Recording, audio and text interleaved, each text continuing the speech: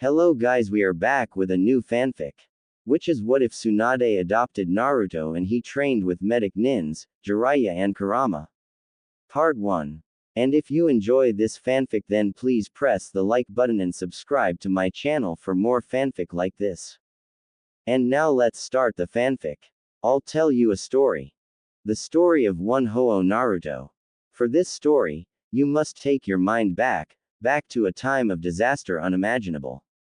A time when Kyuubi no Kitsune himself arose for unknown reasons and made as if to wipe Konoha off the face of the world as if it were a task no greater than wiping a stain from the kitchen window.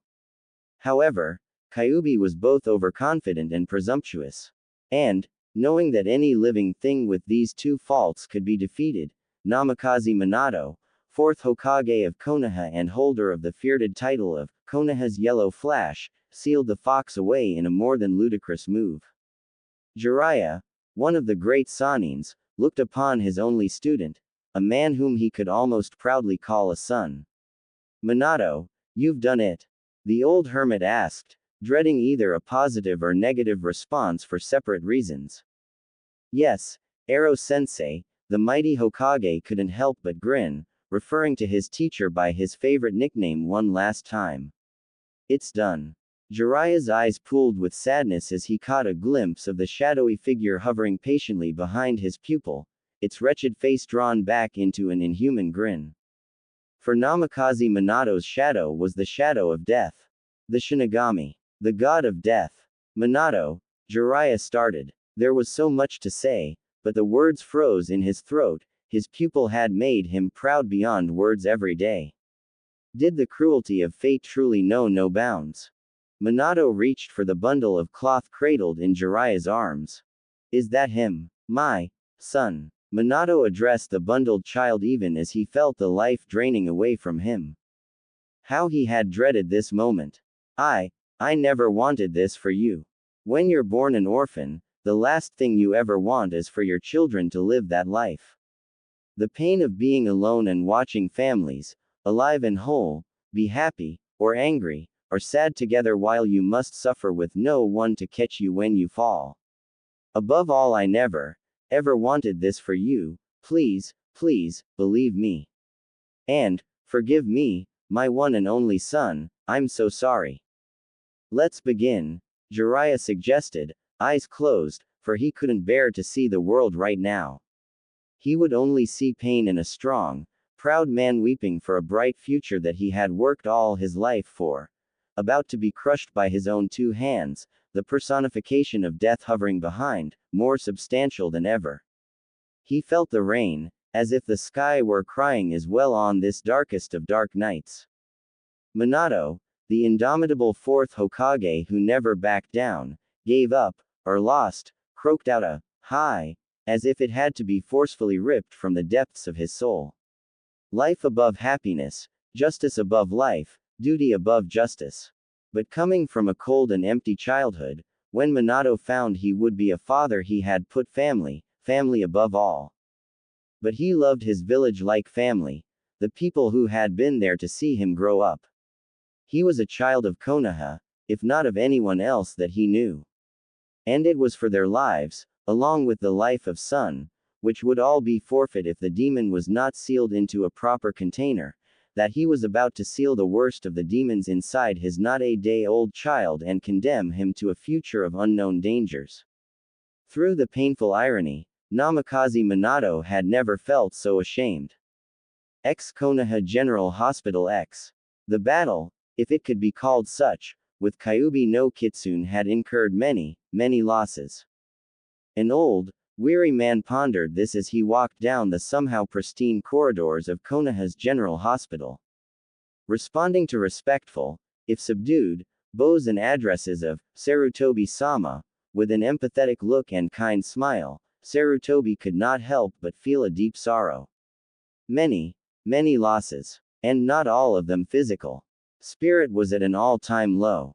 The crippling terror of the demon fox still lurked in the once bright eyes of men and women alike. Sarutobi sighed, but paused mid-stride as something caught his eye beyond the glass screen on his left. Tsunade. Hello Tsunade. the old man greeted, as he entered the dimly lit, empty room. Tsunade Ho was seen sitting on a chair, holding a bundle of cloth in her arms.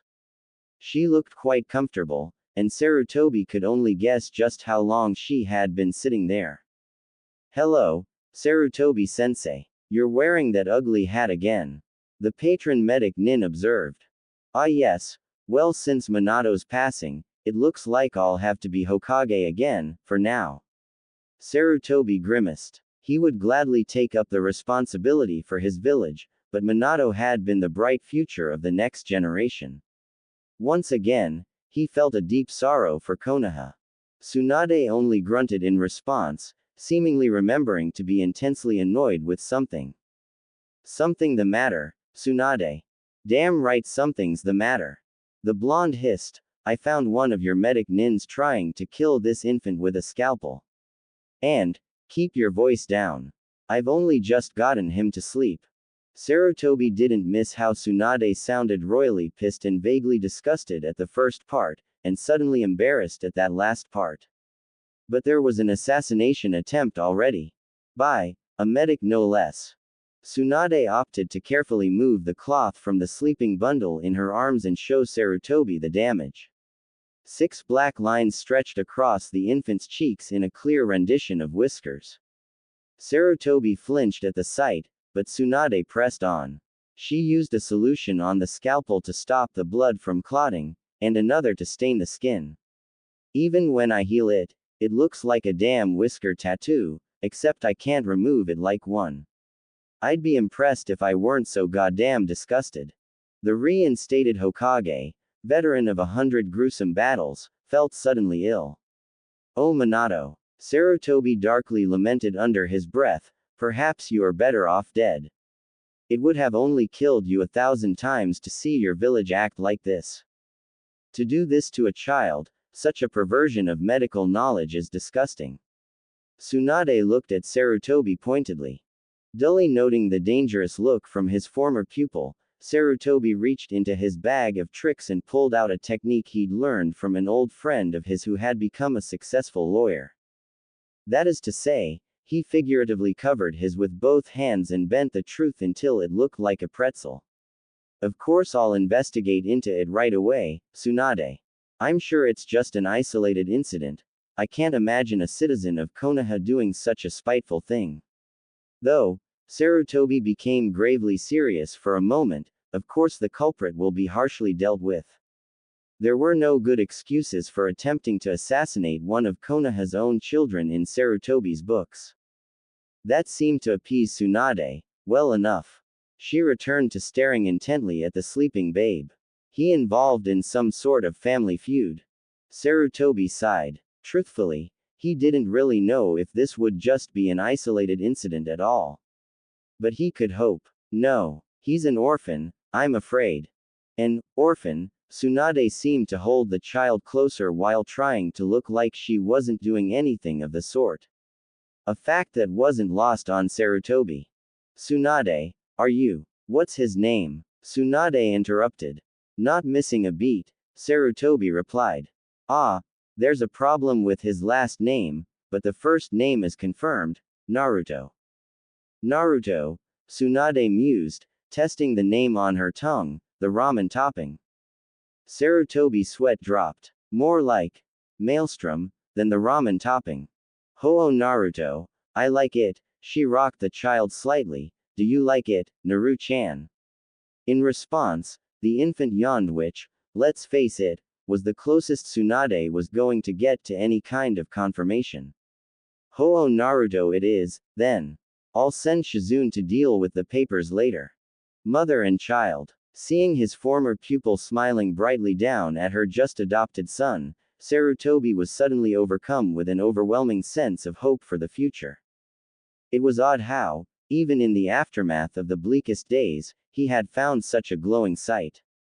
He didn't know what strange twist of fate had led these two to each other, but he was grateful. No, Sarutobi shook his head, that's not necessary. I'll handle it all. He's not just a normal child after all. I'll have to deal with the council, the old man sighed. You see, he's the container. The container, Tsunade echoed. Then as realization struck, she pulled the cloth around Naruto's stomach away, revealing Minato's seal. Tsunade frowned softly at it and did something a little unexpected. She didn't care at all. My poor Naru-chan, she caressed his hair consolingly. Not even in Konoha for a day and you're already in danger. I'm getting you out of here. She'd lost her husband and brother in Konoha. She'd be damned if she'd lose her newly adopted son here to some vengeful villager with a sharp object. Sarutobi flinched, acutely aware of Tsunade's current views on Konoha in respect to her loved ones. It was then that the old man came to a sudden realization. Tsunade, did you say you healed the child's wounds? I did heal him, but I didn't say anything about it. Tsunade informed. But your hemophobia, Sarutobi trailed off, referring to Tsunade's incapacitating fear of blood. Could it be?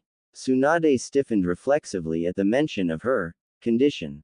Well, I couldn't just let him bleed to death, it was true. Something about the kid made her want to viciously guard him from danger. Sarutobi looked quite surprised. Then she was cured. She was cured. I hear that the operation rooms are swamped, he hinted hopefully. Being the Hokage was more than a job, it was a lifestyle. Tsunade narrowed her eyes at her old sensei. For old time's sake, Sarutobi hazarded. I've been working all morning, for old time's sake.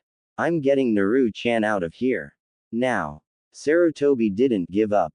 But this is still the place that Naruto's father built his legacy, he reminded the headstrong woman, he may want to visit here someday. And Konoha would forever be in your debt. Tsunade paused halfway out the door. That was true. If Naru-chan ever wanted something from Konoha, it might be good to have some swing here. She looked at the precious bundle in her arms, sighed, kissed him on the forehead, and gently handed him over to Sarutobi. If he gets hurt at all, Sarutobi-sensei, I'll kick you where the sun doesn't shine. She promised. Now what was scary was that, with Tsunade's legendary strength, she had been known to punt boulders over the Hokage monument. Watching his former student stride down the hallways, Sarutobi felt the blood drain from his face. Well, Naruto-kun. Why don't we just stay right here in this nice empty room until your mother returns? The baby, of course, only fidgeted in response. Konoha. Outskirts X. Shizune made a thoughtful sound as she looked over at the young Naruto in Tsunade's arms once again. Actually, she was glad for the change. Not that she didn't completely respect Tsunade, but no matter how you slice it, traveling with only your gamble maniac mentor for company could get so tedious. His name means maelstrom, right, Tsunade-sama? No, Tsunade disagreed, more like the ramen topping. Our ramen, it's cuter, Tsunade explained. I see, Shizune said, though really she didn't understand at all. By the way, Tsunade-sama, if you're going to be Naruto-kun's mother then, Not going to, Tsunade interrupted testily, I've already adopted him. He's my Naru-chan, have you been listening at all? Right, Shizune placated her mentor, whose rage itself was legendary, but, Oh, spit it out already. Tsunade sighed. Can I be his sister? Shizune blurted, surprising the Sanin. Fine, Tsunade said after a time, but I'm going to hold you responsible if you turn him into a spoiled brat. Shizune grinned widely. Oh, she'd always wanted a little brother. Can I hold him? She asked excitedly. Don't push your luck. Omake. A few days later Shizune, did you bring it? Tsunade asked, not diverting her intent gaze from the sleeping bundle that was Naruto.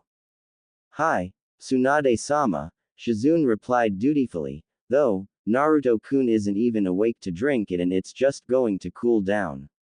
Again. You fool, Tsunade berated, he's asleep now. But when he wakes up, he'll be hungry. The blonde tested the milk's temperature by shaking some onto her wrist. Shizune, get me a thermometer. I'm not sure this milk is properly lukewarm. And close that door. You're lowering the room temperature. X weeks after that X. Thousands of ninjutsu in this goddamn world, Tsunade groused, and not even one diaper change no jutsu. Alright Naru-chan, all clean now. Tsunade-sama. Shizune appeared out of nowhere. You can't use language like that in front of an impressionable infant. They learn how to speak by imitation. Tsunade waved off the complaint. What are you talking about? He's a man, isn't he? He can swear at whoever he wants. Isn't that right, Naru-chan? Tsunade cooed, you're going to grow up and swear at all the assholes that deserve it, aren't you? Yes you are. Yes you are. She finished, rubbing the infant's stomach affectionately, who giggled in response. Shizune was quite horrified. Tsunade-sama. No, I won't allow it, you're corrupting him. Shizune declared as she stole her young and impressionable little brother from her mentor. You're intentionally swearing more than you do normally. Of course I am. Tsunade shot back, my Naru-chan won't take crap from anyone. He's going to grow up and tell off all kinds of people. Perverts, lawyers, political powers, old man Sarutobi, she trailed off. No way. He's my precious Ototo and I won't let you set such a bad example. I'm his mother, and I'll teach him to swear like a effing sailor if I want to. No. Shizune cried, covering Naruto's ears, Ototo, don't listen. And so it was that young Naruto came to be taken away from the village of Konoha and its villagers, festering resentment, not even being a day old. He grew up in a loving, if volatile, home. When it came down to it, what more did one really need? Many things happened, of course. Tsunade and Shizune were both medic nins. Obviously, they looked up various books on child psychology. Naruto ended up having a fairly advanced vocabulary for his age, just from listening to his family talk, which included a fair knowledge of swear words picked up from his mother, much to Saizune's horror. Growing up with family, one's parents naturally pass on what skills they have to their children. A father will gladly teach his children how to throw a ball or play a sport. A mother will teach her children, whether they like it or not, social etiquette and how to deal with people, and so on. Now when you're growing up with a mother and sister that have constructed more than half modern medic nin theory, well, you pick up some things, like how to take a noogie from your freakishly strong mother. Of course it wasn't until shortly after little Naruto's second birthday that he actually learned what a medic nin was and consequentially started to actively follow in his mother's footsteps. What's that? Asked a confused Ho-Oh Naruto, now 2 years old and still struggling with new or bigger words. Can I eat it? No, Tsunade explained sweetly, you can't eat it, Naru-chan. It's like a job. No. She suddenly exclaimed dramatically, it's much more important, you save people, and they all look up to you. You mean, like a superhero? Naruto asked in awe. Yes, exactly. Tsunade cheered, like a superhero. Superheroes are cool, right? Tsunade-sama. Came Shizune's voice as she barreled into the room, years saving her Ototo from corruption having practically giving her a sixth sense. Stop trying to manipulate Naruto-kun like that. You're talking nonsense, Shizune. Why don't you take the day off? You can have paid leave, Tsunade offered. You don't even pay me. I volunteered to be your assistant. Shizune protested hotly, and you can't bribe me. I'm not going to let you manipulate my Ototo. Grr. While Shizu was her assistant and differed to Tsunade on pretty much anything, when it came to her Ototo, she could be so. It's not manipulation, it's a sales pitch. It's clearly manipulation. And of course, his first memorable meeting with Katsuya later that year. Ka-chan, what's the surprise already? Can I eat it? Naruto inquired. For the last time, brat, Tsunade dragged out, no, you can't eat it. You glutton, stop caring about food so much. Fine. After you stop drinking sake so much. Naruto shot back. Of course, taking lip from her adopted son was pissing Tsunade off, but she only grinned. Why? Hee hee. Okay. Naru-chan, I'll show you the surprise now. Ready? Tsunade asked. Yeah. Tsunade flipped though the hand seals quickly. Boar, dog, bird, monkey, sheep, bite the thumb, a bit of blood on the palm, slam it into the ground, and Kuchio's no jutsu. Tsunade was treated to the sight of Naruto screaming like a little girl before hiding behind her legs and pointing fearfully. It's a giant slug. It's going to eat us. Katsuyu, meanwhile, was decidedly put out. Oh my, I won't eat you, Naruto-san. Don't worry. Sadly, Katsuyu's efforts had quite the opposite effect. Naruto screamed shrilly, it knows my name. It's a mind-reading, giant slug. Ka-chan, run for it. Tsunade-sama, Shizune muttered, maybe we should have told him about Katsuya-san before. Tsunade cleared her throat, why yes, and Naru-chan, don't war, she managed to get out before doubling over in laughter. Naruto was afraid Katsuya. Katsuya the vegetarian. He screamed like a girl. Naruto-san, I'm your mother's summon, Katsuyu explained, trying to coax the child from behind his adopted sister's legs, now that his old cover spot had been compromised due to it, laughing uproariously. You don't have to worry, she's told me all about you. Oh, of course. I knew that, Naruto claimed as he shakily came to stand before the giant slug.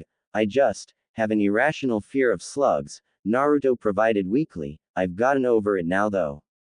I see, was the only response from Katsuyu, who was, honestly, a bit amused and somewhat enamored with Naruto's cute antics. Well, I hope that means we can be friends, Naruto-san. I'd be honored, Katsuyu-san. Naruto smartly replied and bowed smoothly, please don't mind Ka-sama. We don't know why she's so strange sometimes, but she is. Oh my, that must be terribly difficult for you. Katsuyu offered her condolences, but you're such a polite boy, she must be so pleased. Naruto-kun, Shizune interrupted, taking pity on her Ototo. Your manners are very impressive, when you use them, which isn't often, she almost muttered aloud, but you don't need to be so formal with Katsuyu-san. She's almost like a part of the family and of course you'll be able to summon her one day. Really? Naruto asked. Oh, then Katsuyu-chan, can you do something about my really mean mother? He pleaded. I'll do my best, Naruto-kun, Katsuyu offered. And, amidst cries of, just whose summon are you? She proceeded to lob a glue-like substance at the venerable Tsunade Haim.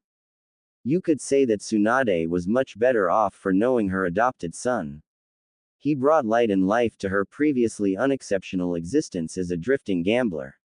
You could even say she changed for the better as her sardonic side, despondency and general hate of the world decreased. Though of course, some sacrifices had to be made. Tsunade's eye twitched in irritation. Impossible, she was at the market, standing before an interesting shelf. Sake, she muttered, glancing to the right and finding large, glorious bottles of sake. And, ramen, she muttered, glancing to the left, shelves stocked with the yummy instant noodle packets which Naruto was such a fan of. A big fan. Damn, why is ramen being put beside sake, anyway? She yelled in frustration. Shizune didn't miss her mentor's dilemma. Ramen or sake, what would she buy? Suddenly, the assistant's face split into a somewhat meddlesome Cheshire cat grin. Oh, Tsunade-sama, did I tell you? She asked, sounding far too innocent. Naruto-kun's been doing so well with his studies lately. And yesterday he found a pervert and threw him all the way to the top of a redwood tree. Tsunade's lips twitched, having seen the aforementioned man clinging to the top of a 30-meter tall redwood for dear life. Naruto did that. That's pretty high, she mused. Tsunade seemed to struggle. She reached out vainly for her sake. Sweet glorious sake. But, damn, stupid maternal pride, she ground out, finally giving up and snatching some ramen from the shelf. Come on Shizune, we're paying for this crap before I come back to my senses. Grinning insanely, Shizune followed. Oh, Tsunade-sama had chosen something over sake. She was so proud. And though Tsunade now had a son, she did unfortunately retain her status of a wandering gambler. In fact, it was while wandering through the small town of Rukodo that Naruto first encountered the last piece of what would be his family at the local onsen. Oi, kid, what's that you've got there? Huh? Naruto eyed the silver-haired man. What do you mean, old man? That thing on your back, Jiraiya insisted, indicating the intricately stylized lines covering the majority of Naruto's back. Oh, it's a tattoo. My Ka-chan got really mad when she found out. Naruto trailed off evasively. That's no tattoo, kid, it's a seal, Jiraiya said shortly, causing Naruto to narrow his eyes at the stranger. If you know what it is, then don't ask. Naruto snapped. How did this guy distinguish the seal Ka-chan put on his back from a tattoo? I meant, Jiraiya growled out slowly, what's it for? It wasn't a question. Who the hell is asking? Naruto shot back. Obviously, he had picked up how to swear from his mother, to a point. Hearing his cue, Jiraiya amazingly managed to perform an impromptu introduction dance in the hot spring, splashing water everywhere. For emphasis, he held open a copy of Ika Ika Paradise in one hand at the end for Naruto to see. Though why he would take that book into a hot spring is anyone's guess. Naruto eyed the inside of the cover. The world's greatest novelist and ninja, he read flatly, the wonderful Jiraiya-sama. Naruto sighed at the evidence. Tacky silver hair. Check, he muttered aloud, lame introduction dance, check. Picture in a perverted book, sigh, check. Yeah, it's him. Naruto suddenly turned his head to the wall separating the men's bath from the female's side. Hey, Ka-chan, I found Uncle Jiraiya. Though Naruto had never met the man, his mother had regretfully informed that, between Jiraiya's history as part of her genin team, which was almost like her second family growing up, and his status as the close mentor of Naruto's biological father, Jiraiya was more than qualified for the position of uncle, if he wanted it. Tsunade swore. A lot. In fact, if Naruto hadn't been so used to it by now, he'd have been scarred for life. Naru-chan, if that idiot starts peeking, beat the living hell out of him. Which brings us to our present scene. Some years, and much history after Naruto's first encounter with his uncle, our hero is found standing in a small clearing within the forest behind his current house one moonlit night. Once again, Naruto's fist made contact with the unforgiving rock. The resounding thwack, going unnoticed by the blonde as he continued to pound away relentlessly at the boulder in front of him. His strength was steadily, if achingly slowly, approaching his mother's freakish level. The crescent-shaped slab of rock he was pounding on, which had once been a boulder, was a testament to the fact. Chips and splinters of rock littered the ground around him, reminiscent of so much broken glass. Isn't it past your bedtime, brat? Huh? Naruto snapped around, spotting the familiar spiky silver hair. Oh, hi, Arrow uncle, Naruto greeted. Didn't the female population around here petition you to stay away? Che, little nephew, you have much to learn. Jiraiya lectured. When a woman tells you to stay away, it means she likes you. Naruto stared at his unofficially adopted uncle. Was he serious? Arrow uncle, Naruto sighed, are you really an idiot, or just in denial? Jiraiya merely grunted and opted for a change of topics as he sat down on a fallen tree trunk. And what about you, brat? You're out late, sneak out of the house? He asked, bringing the conversation, by some strange fluke, to a civil level as he threw a can of juice at Naruto. Naruto made a noncommittal grunt in response as he reached up to catch the cold beverage arcing through the air and shit. Naruto suddenly swore as the can slapped into his open palm and unexpectedly sent laces of pain shooting throughout his open hand.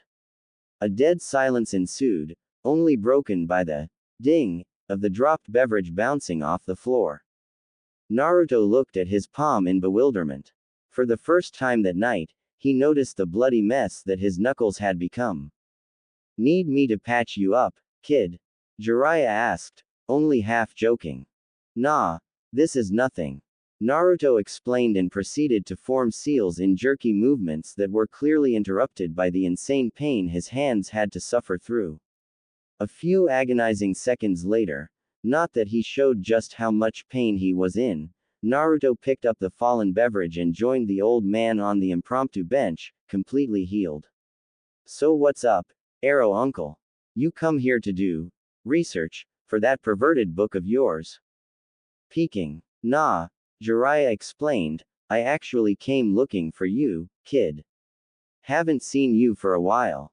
Naruto felt the older man reach over and muss up his hair affectionately, and asked, really? Sure. The frog hermit grunted, I even missed your 4th birthday, remember? Though I'm not saying I won't do some sightseeing before I go. Naruto ignored his uncle's sudden perverted chuckle.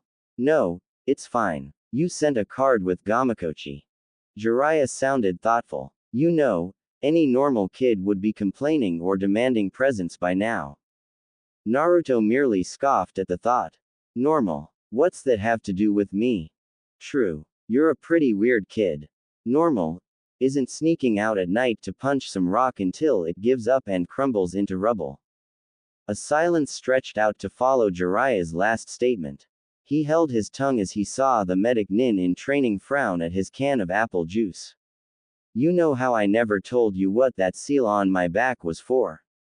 Indeed, Jiraiya remembered the seal well. Frankly, he was impressed that Tsunade could pull something so complicated off. How many months or years had it taken her? Well, Naruto continued, it's not really for sealing anything. It just alters this one, he mumbled, lifting up his shirt and exposing nothing. You can't see it, but it's there. The Kyuubi's seal, Naruto muttered. You know, when seals are put on people they only show up when you mold some chakra through them, Naruto informed. Jiraiya's brow furrowed, that was true. Very true. Kid, I've never seen the one on your back disappear. He informed gravely. Yeah, Naruto's head lifted up, now contemplating the stars, chakras always running through it. Jiraiya was almost afraid of where this was going. What is it? A lock. Naruto promptly answered him. It's just a lock. It keeps the Kyuubi's chakra from touching mine. But, why? Jiraiya asked in befuddlement. A medic nin needs very high chakra control, he stated as if it were a simple and profound fact of life. And even Ka-chan's battle techniques need a lot of control, and I can't, Naruto sighed, I can't reach the right level with Kyuubi's chakra mixing with mine. I don't understand it much, but it's a lock, Naruto reiterated, it cuts Kyuubi out of the loop. And it seals off a quarter of my chakra to stay active all the time. 25%, huh? That's pretty steep. Jiraiya carefully informed, Minato's seal will grow with you, so your mother's will have to grow to match it. That's 25% of your chakra that you'll never see for the rest of your life. Just to make it as if Kyuubi wasn't there. Naruto didn't seem fazed. In fact, the little boy seemed much older than he was. There's more to pay than that. I was chosen as the container because I was born the closest to when Kyuubi was sealed. My body is the container. And to stay the container, Ka-chan's seal will fade once a month and adjust my body. Jiraiya grimaced. So once a month as Kyuubi's chakra is open to you and your body is forced to alter itself, which day is it? Naruto nodded. Nei-chan picked out the day. She said making it work once every new moon would be more convenient. It's not bad, but I can't fight or train very well. I feel sick and cough up blood a lot. Ah, Jiraiya couldn't hold it anymore.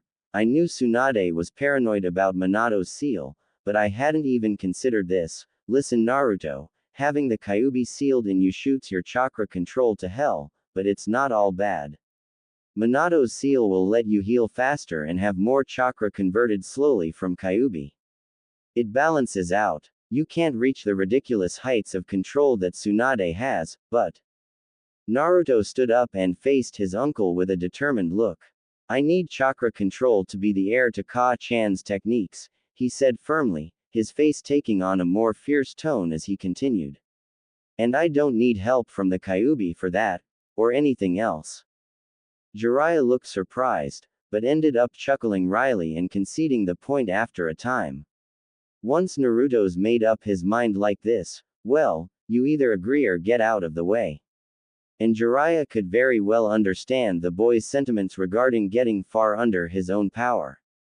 Alright kid, I get it. Sit back down already.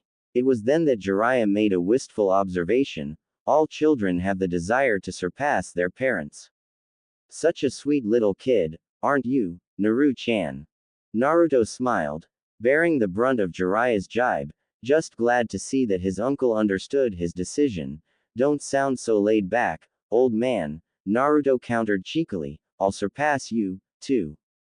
HMPH. Jiraiya snorted contemptuously as he made a show of flipping off the log dramatically.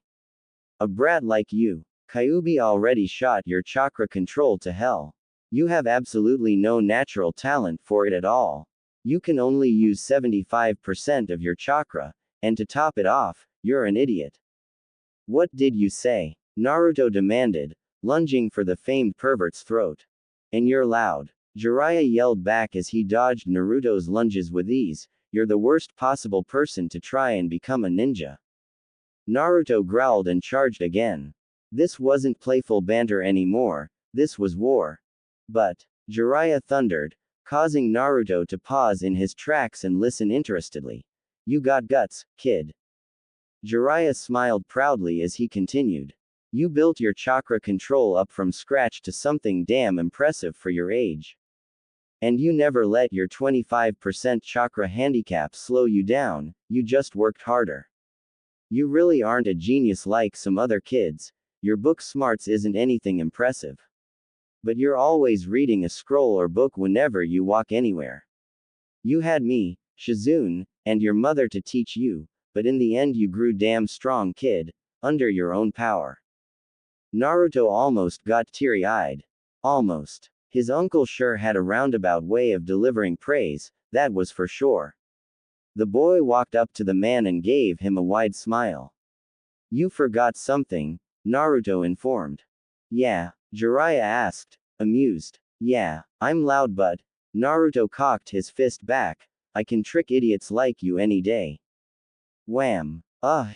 Jiraiya groaned as he peeled himself off of the tree Naruto's punch had sent him sailing into. Damn brat, I take back everything I said. You're useless. K. Naruto snorted, you think you can insult me and then get away with it by saying some other stuff. You're the only idiot here. Ungrateful brat. Arrow baka. Arrow baka. Naruto taunted, pointing an accusing finger at his uncle. When they see him, all the women run away. He has to peek because no one will date him. He's been slapped by women in every country in the world. Well, no one ever said they had a normal relationship. Normal would be too boring for those guys. But at the end of their meeting, Naruto and Jiraiya walked away with the underlying messages behind their scuffles and arguments engraved within their hearts forever. And that was all right. I understand your decision, Naruto. I'm proud of you. Thanks for understanding, uncle. Omake. Naruto walked up a small hill and found his uncle sitting atop a grassy knoll. For once, not doing anything perverted. Yo, Arrow uncle. What's that thing? Jiraiya just grunted and continued to twist the little multicolored cube in his hands. Hey, what is it already? Naruto pestered. It's called a Rubik's Cube, brat. A merchant sold it to me. It's a puzzle. See, you have to get each side to have only one color on it. Jiraiya explained, giving it a decisive twist. Ah, I see. X 30 minuets later X. Gah, piece of junk. Jiraiya yelled before suddenly throwing the cube away. Only to have Naruto catch it in one hand. Geez, it's just a cube. What kind of Sanin are you, anyways? Let's see you try it. Jiraiya demanded. Fine, I'll solve this thing easily. Just watch carefully, Arrow Baka, Naruto instructed. X another 30 minuets later X. Naruto sat, fuming at the little cube before him, taunting him mercilessly. Damn it. It's a stupid thing, anyways. Naruto pouted. Of course, Jiraiya agreed factually. In fact, I have much more important things to do. Me too, Naruto quickly agreed. I can't believe I've wasted this much time already. I mean, it's probably impossible to do it. Do what? Jiraiya asked. I don't know what you're talking about.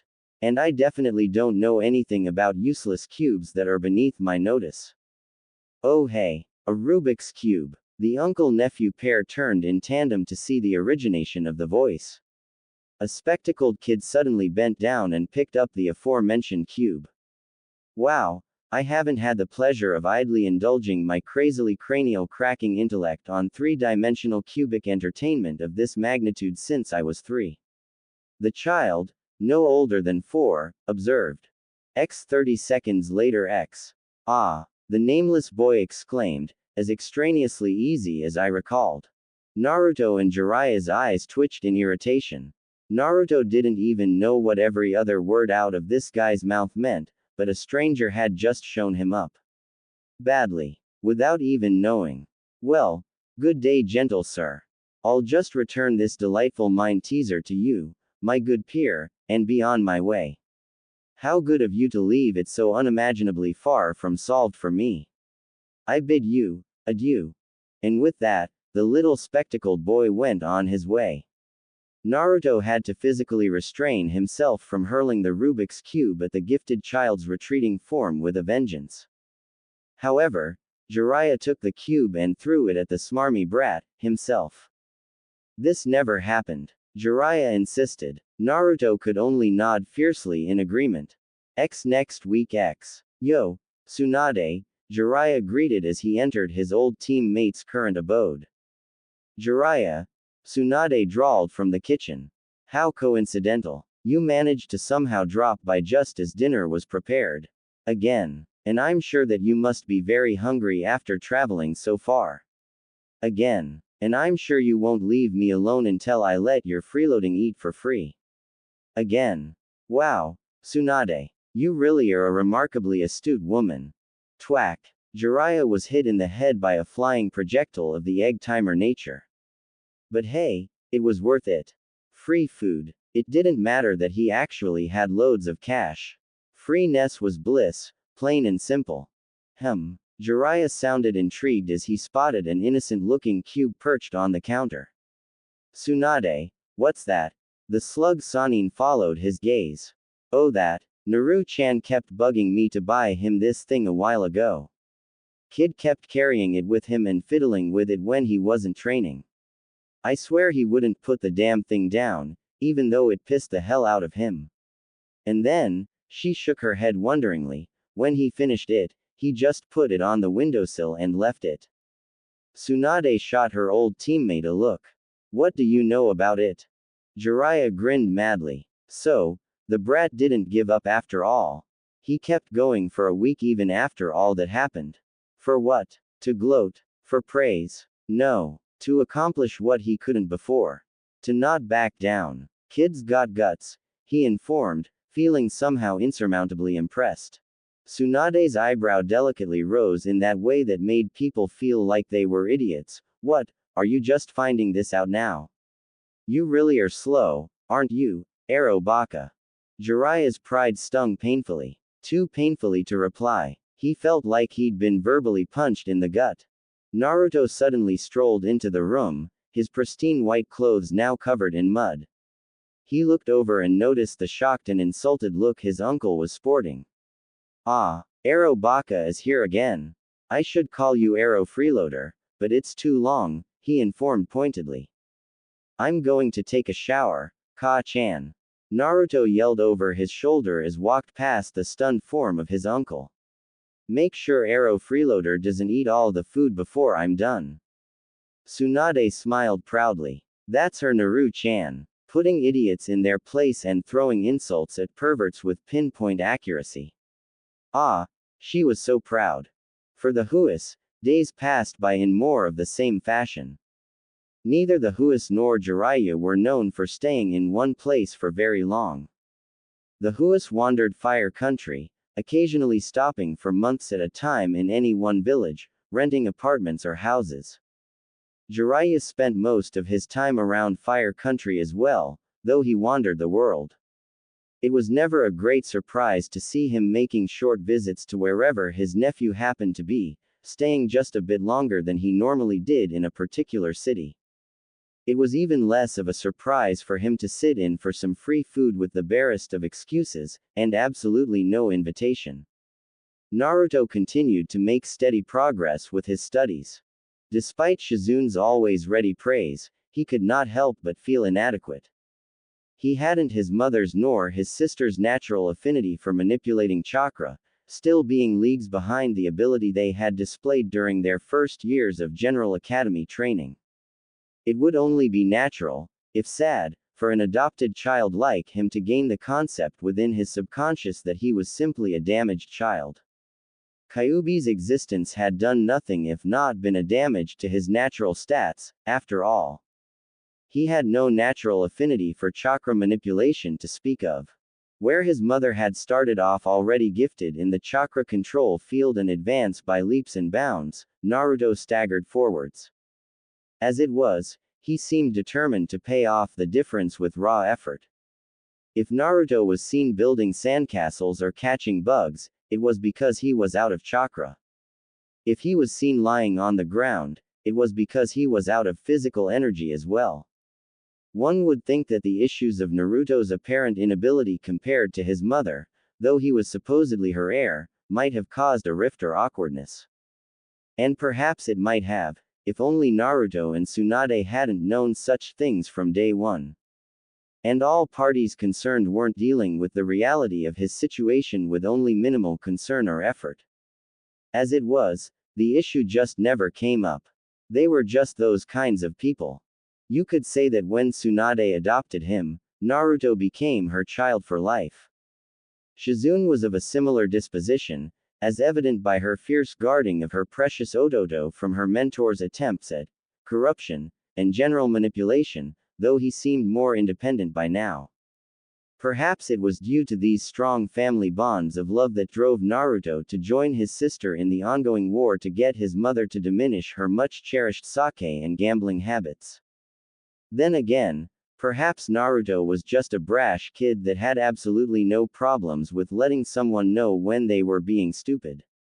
Either way is plausible. However, the immediately relevant point is simply that during the year several subjects were touched upon. And in fact, it was halfway through the year that the subject of Jiraiya's ability as a teacher came into question.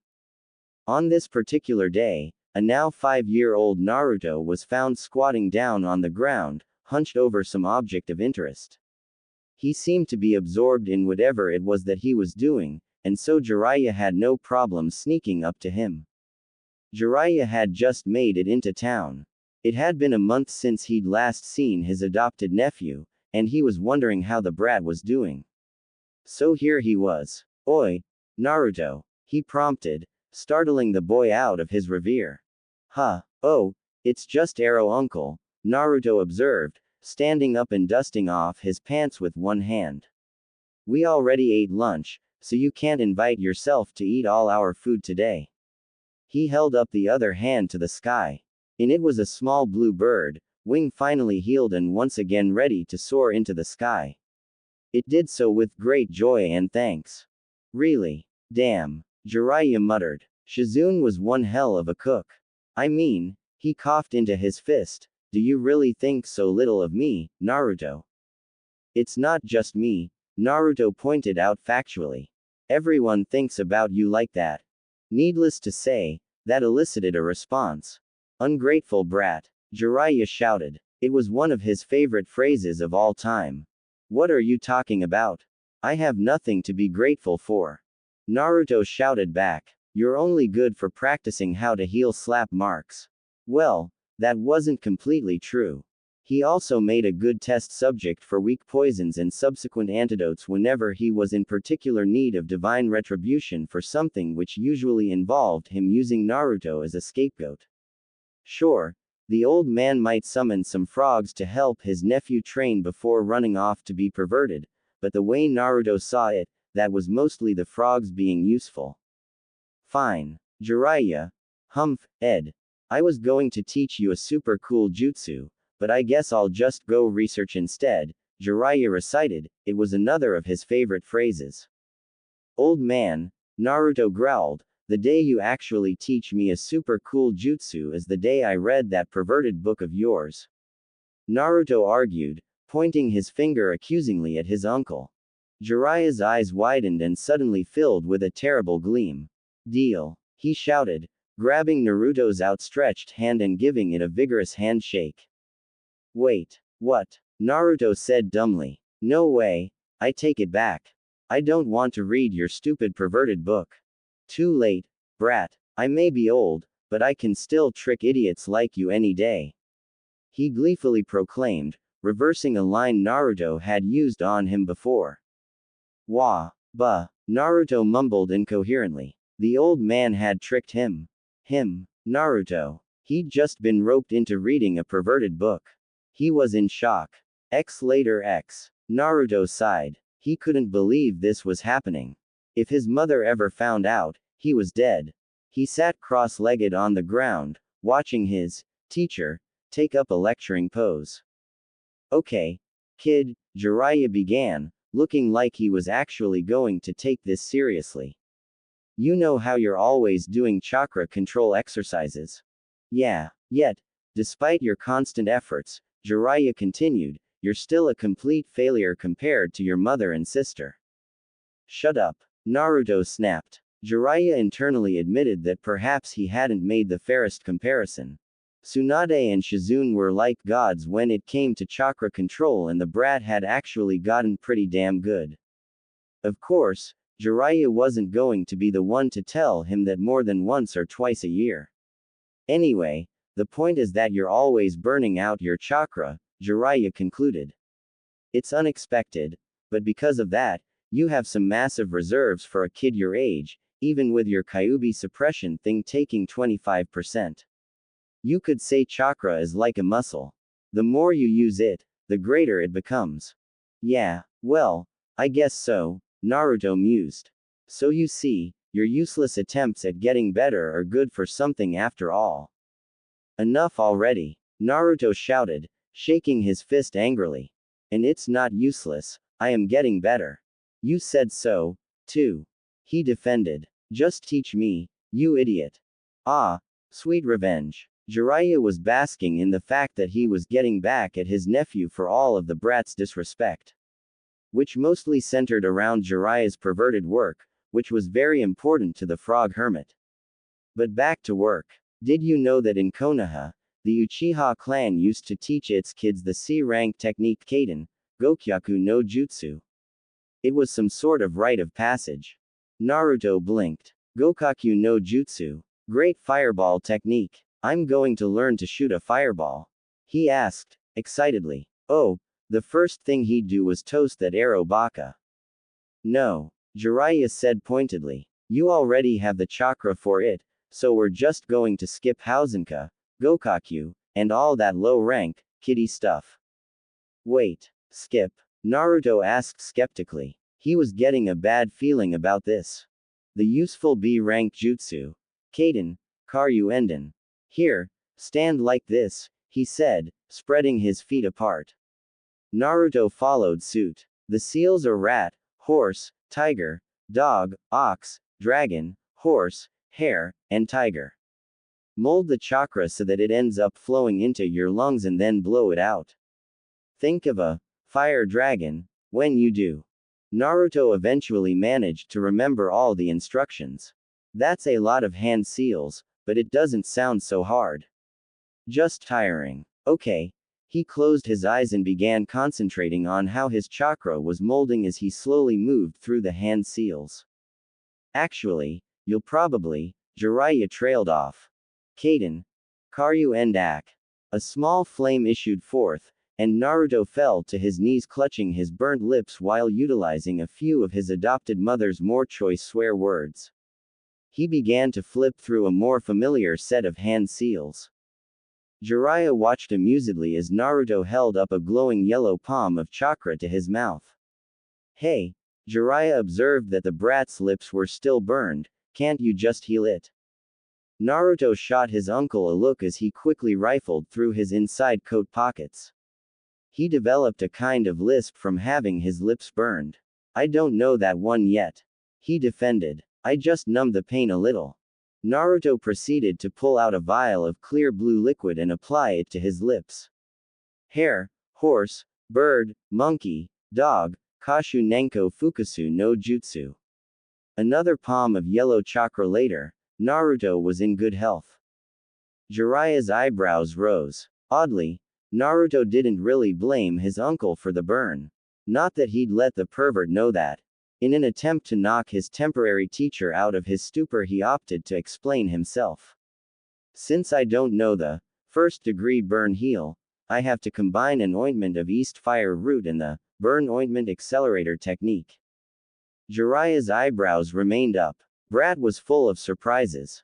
He actually sounded like he knew what he was talking about. With the way the kid normally talked, it was easy to forget that he actually studied. Naruto shot his uncle a flat look.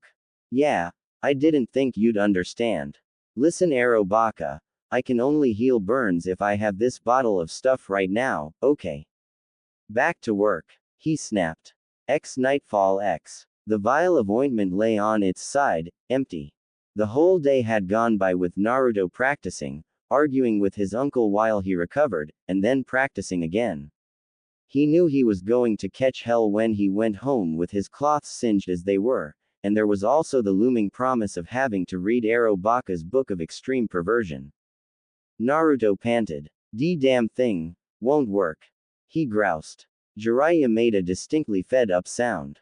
It's getting late, brat. Let's call it a day. We'll start again tomorrow, Jiraiya proposed. For the record, you're not doing well. Pompous, Naruto muttered. It's fine, you already taught me the damn super cool jutsu.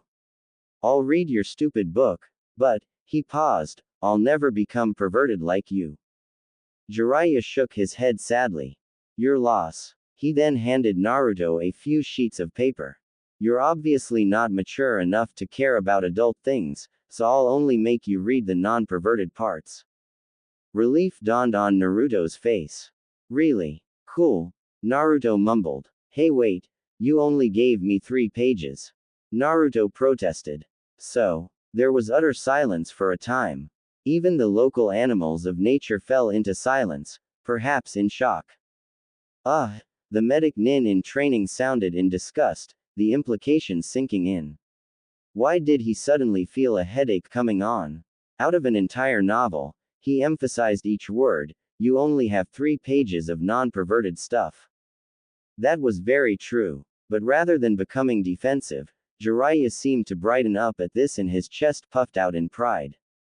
Ica Paradise is the most super perverted series in the world, he said severely, as if the title were of some life-altering significance.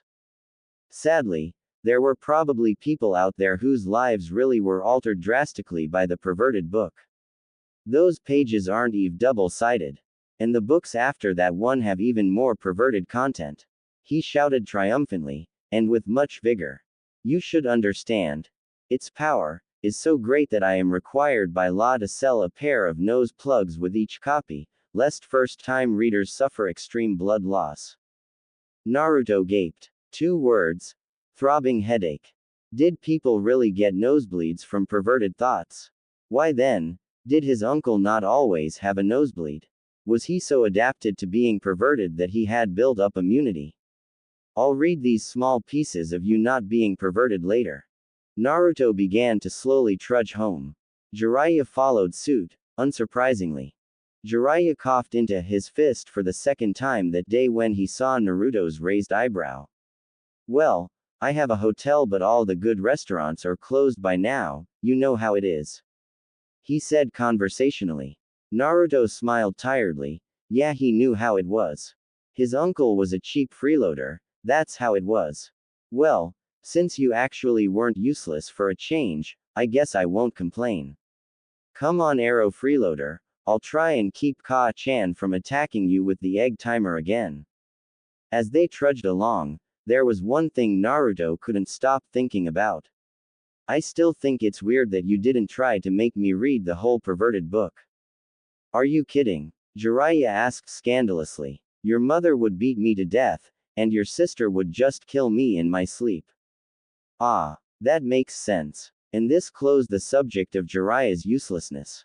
In regards to the Karyuenden, after more than a week of practice and empty bottles of East Fire root, Naruto still couldn't do it. Not ready to give up completely, Naruto nonetheless put it lower on his list of priorities. He considered it good training, but hopes of actually using the technique itself seemed slim for the near future. There was clearly something wrong. Regardless, more subjects would be addressed this year. The subject of Konoha was a bit of a touchy one for the Huas. Or rather, it was to Tsunade. Due to the scars of her past, Konoha for Tsunade was both a nest of painful memories and a place which she distrusted greatly. Unfortunately for her, at that time in the shinobi world, the country one was born in dictated the village they could become a ninja of, meaning Naruto would have to go to Konoha. It was a fact, an eventuality. And it was this eventuality that saw the Huas visiting Konoha shortly before Naruto's 6th birthday. The exact purpose itself for the visit was somehow foggy. But Konoha was something that the Huas would have to face sooner or later. The Grand Gates of Konoha are one of the most widely known landmarks in the current shinobi world. It's not that hard to believe. The daunting sight was certainly something that one would remember and bring tales of back to his or her own village. The twin gates were constructed from trees that the first Hokage himself had called forth. With a height that easily equated to at least 3 stories and a density that made the wood all but diamond hard, the Grand Gates of Konoha were, like many of the world's widely known landmarks, completely and utterly useless. They were just too damn heavy. It was impractical. In fact, due to the daunting need of at least several hardy taijutsu specialists to open and close the gate each and every time such an act was required, the Grand Gates of Konoha were practically never used. Still, it was a sight to behold. To a merchant that frequented Konoha, it might only warrant a small pause and short look of awe. To an assaulting enemy force, it would look like an impenetrable barrier that would strip away all hope and fighting spirit. To Shizune, it looked like something mildly interesting that she was considering sounding very excited about, for her Otutu's benefit. The fact was, Katsuyu was bigger. To Tsunade, it just looked like a big door. This most likely stemmed from the fact that she could open and close it regularly without a team of taijutsu specialists breaking into dry heaves, as if it really were nothing more than a large door. No, it was what lay beyond that door which intimidated her. For beyond that door was fear. Uncertainty. Danger. Not for her, of course. No, damnable Konoha wouldn't take her. It struck at who she loved most in the whole world. The dearest lights of her life had been swallowed up and taken away. Because death was a release and life without your light was a living hell. Dying heroically or whatever, dead was dead. And Nawaki and Dan didn't deserve to die, not like that. And now, Tsunade took a deep breath. She was about to walk the third and dearest light of her life straight into the village that had claimed the other two. The Sannin growled. She didn't like this. She definitely didn't like this. She was a gambler. Hell, the kanji on her coat meant, gamble. But she didn't gamble with her child's life. Not ever. This was just so wrong. She wasn't an idiot. She knew that her views of Konoha were skewed at best, but when your little brother dies on a supposedly safe and simple mission, and your significant other dies bleeding to death in your arms before you can even have your honeymoon, just as you're starting to regain hope in life not being a twisted tunnel of emotional pain and hell, well, you start to see a trend. And it's not a good trend. This was just so wrong. Little Naruto looked up at the mega-sized gates before him. Of course, his head had to be craned back like crazy so that he could actually see the size of it rather than just a solid expanse of wood. As an aspiring medic nin, He was aware that craning your neck back this much and this long was actually pretty bad for you, but wow. Those were some big doors. And on the other side of them, home. He wasn't sure. He hadn't even ever been inside of Konoha, except for the day he spent there as an infant. Did just being born there let him call it home? If not, then where was home? Rudoku, where he'd first met his adopted uncle. Hitaro, where his mother had worked an all-time record of 2 weeks in a row at the local apothecary to pay off at least some of their debt for a change. Keiseigo, where his wandering family had stayed the longest. Ka-chan, Naruto finally spoke, "Are we home?"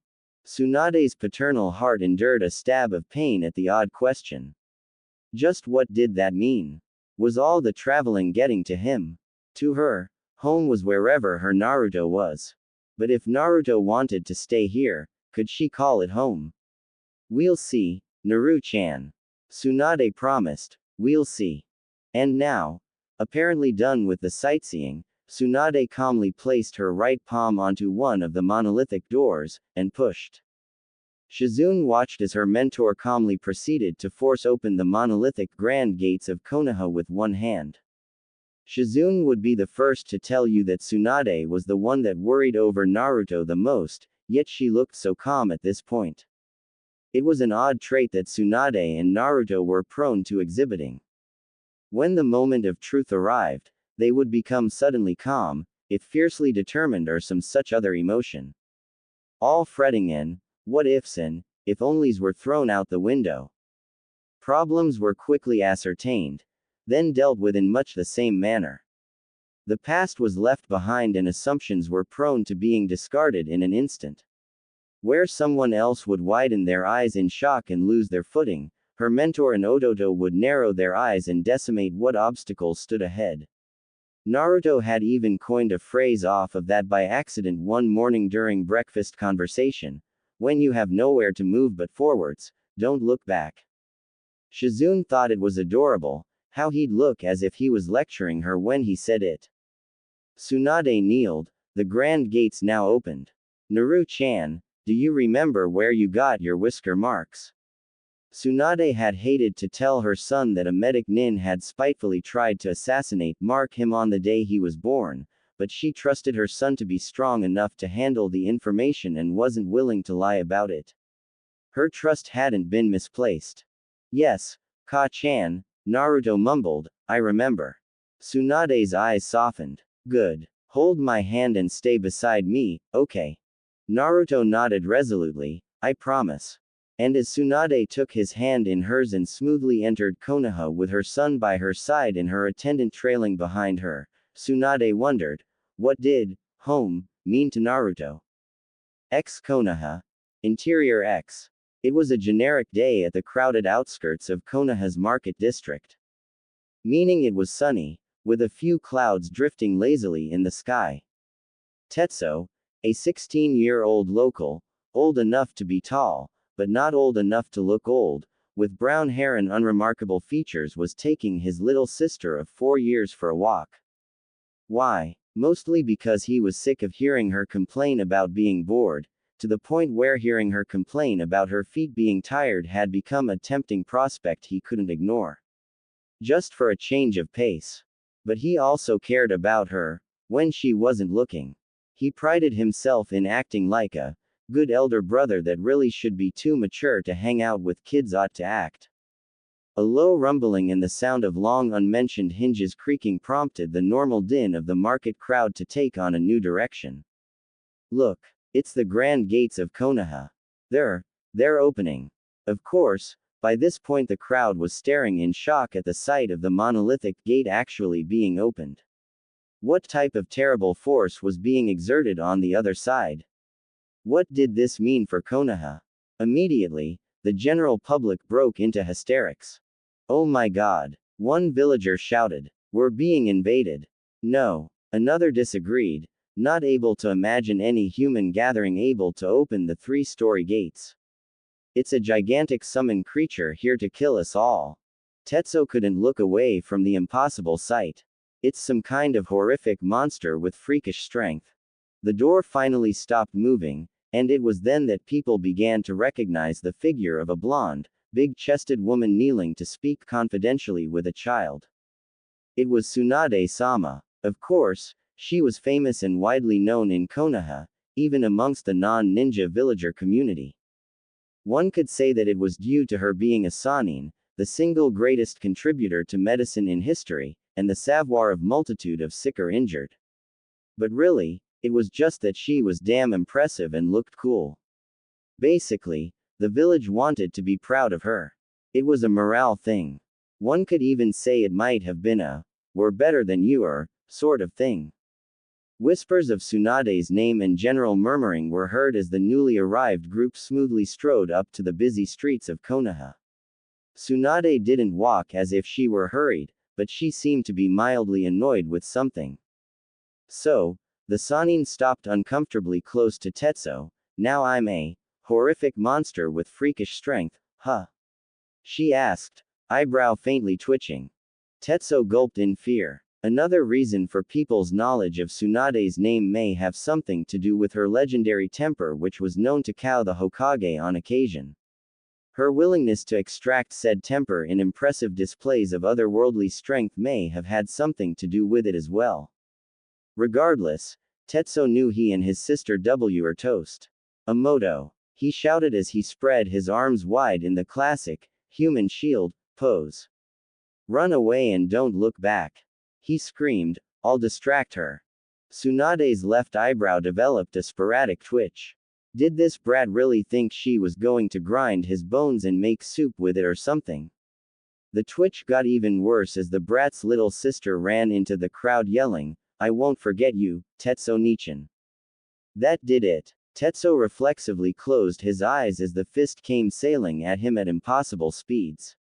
But the force halted centimeters away from his face, and as the wind that was dragged along with the fist blew past him and he found that yes, he was still alive, Tetsuo dared to open his eyes.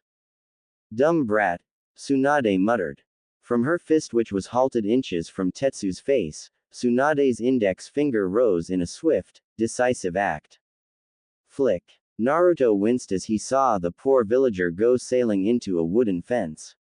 His mother's mighty finger flick of death was something to be feared indeed. He was still a ways from pulling that particular move off. "Ka-chan," he said as he peered at the post-flicked boy, "I think you dislocated his arm." Shizune peered as well. "No, Naruto-kun, he's just seems unconscious." "Halt," a masked Anbu demanded as he appeared out of nowhere. "Welcome back to Tsunade-sama. But I'll need to see some ID." "ID?" Tsunade asked, not quite believing that she, Sannin of Konoha and summoner of 5-story slugs, needed to present ID. "Are you telling me that there is someone else that can open those huge excuses for doors with one hand and knock a person across the street with one finger?" Well, the Anbu floundered. "I wasn't really here to personally see either case," and the Anbu trailed off. "Oh, that had, bad move, written all over it. Just what had he done to himself?" "You should have just said so," Tsunade informed. In an instant her right hand was centimeters from the Anbu's face, ready to flick. "Here's my proof of ID." "No," the Anbu shouted in an embarrassingly high-pitched panicky voice. Not a soul blamed him. "That's okay. There are enough witnesses, you see." "Well," Tsunade drawled, "if you're sure." "I'm very sure," the Anbu whimpered. Naruto took this time to observe his surroundings. So this was Konoha. They were on the street that led directly from the Grand Gates, obviously. The path then split up ahead. Down the right street, he could glimpse the starts of a market area. Over the left, whatever was on the street was immediately ignored in favor of staring at the hillside, which had a bunch of guys' faces carved into it. Directly ahead, a giant circular tower rose above the roofline. He also caught sight of a banner advertising his uncle's perverted books above a building, as well as an impressively big house to his left that was surrounded by trees. All in all, it seemed like a good place. But slowly he felt the gazes of the villagers shift away from his mother and towards himself. Towards his whisker marks. He wondered, would they see Ho-Oh Naruto, Sanin Tsunade's son, or would they see Naruto, Kyuubi no Kitsune's container? We've come back, Shizune said wistfully to the wind. It's been a long time.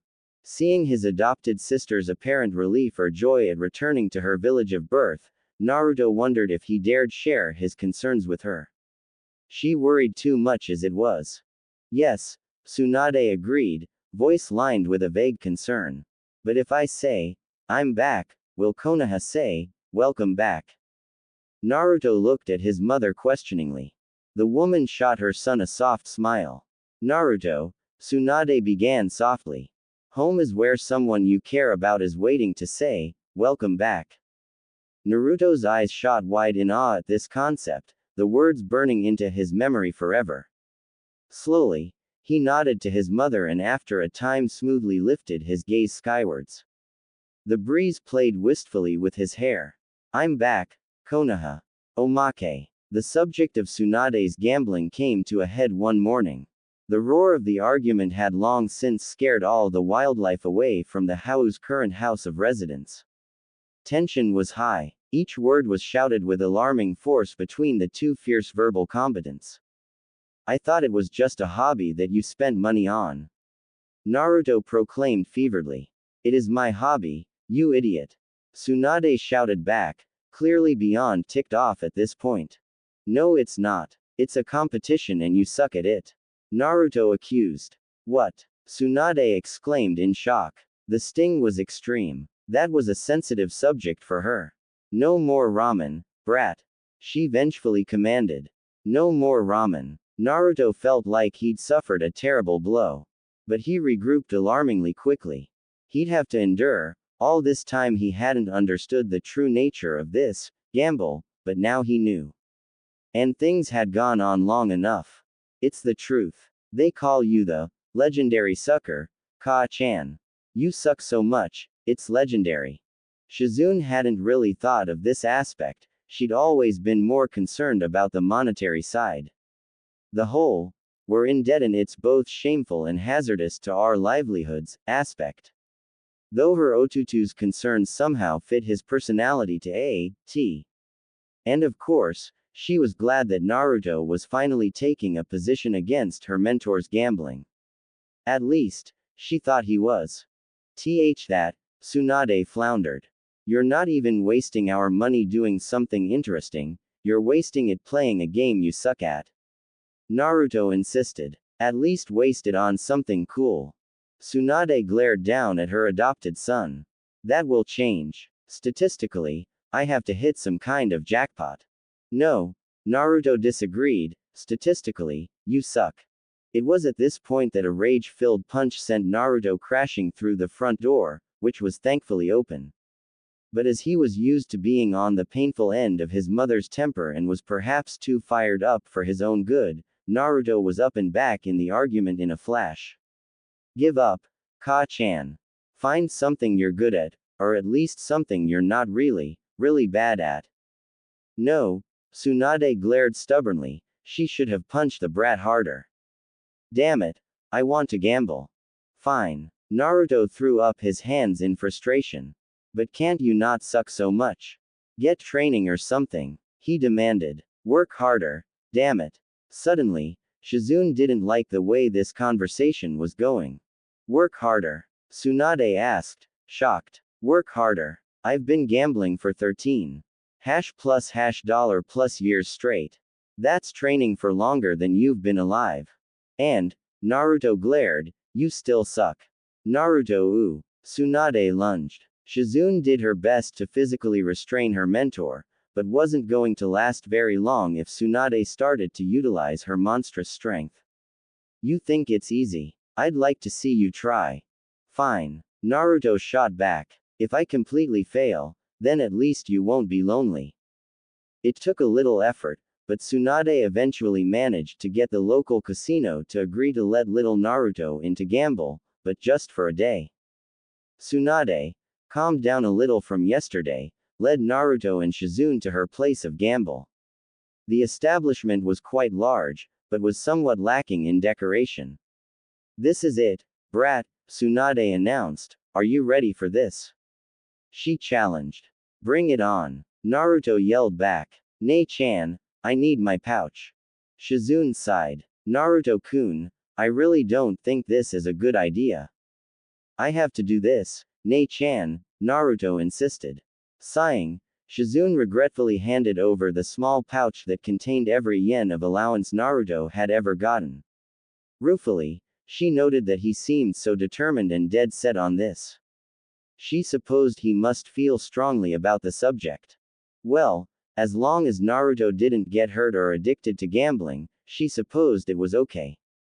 Bravely, the trio entered the building. X Casino. Interior X. Alright, brat, Tsunade began, it's a game of skill, strategy and. Yeah, let's start. Naruto shouted bravely. What? Tsunade shouted in disbelief. So I get 5 cards, Naruto observed. And they have stuff on them. Do I win? Tsunade peered at her son's hand. 4 of a kind. Keep those cards and get rid of that king. She whispered loudly. Of course, the dealer heard her. Okay, Naruto said as he proceeded to throw away 3 cards. What are you doing? Tsunade demanded. Well, Naruto reasoned, I figured that since you suck so much, everything you say must be really bad. So I got rid of some other stuff. You, Tsunade mumbled, not able to express her rage. The dealer laughed. Partially because the kid had guts. Partially because this win would be so painfully easy. He gave Naruto 3 cards to replace the ones he'd lost. Now I have a bunch of funny stuff. I think this is good. Naruto deduced. You idiot. Tsunade shouted from her spot at the side of the table. Don't bet anything. I'm going to bet all this stuff. Naruto proclaimed, indicating his betting chips, going for broke with his theory. Tsunade ground her teeth. For the first time in her life, she seriously considered slamming her head on a table in frustration. The dealer grinned widely. I'll match you, he informed.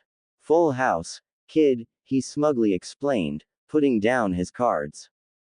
Naruto made a sound and proceeded to look at his cards at great length, shuffling them around. Well, the impatient dealer finally said, what do you have? How should I know? Naruto snapped, I'm just a kid. I don't play poker. I have a bunch of red guys, a 10, and an A, he said, putting down his cards. That's good, right? Tsunade stared at the royal flush of hearts. The fact that she hadn't gotten one of those in 13 years of gambling was not lost on her as she proceeded to gape openly. Shizune watched, torn between being upset that her Ototo was gambling, and being pleased that he was so good at it. How are you doing that?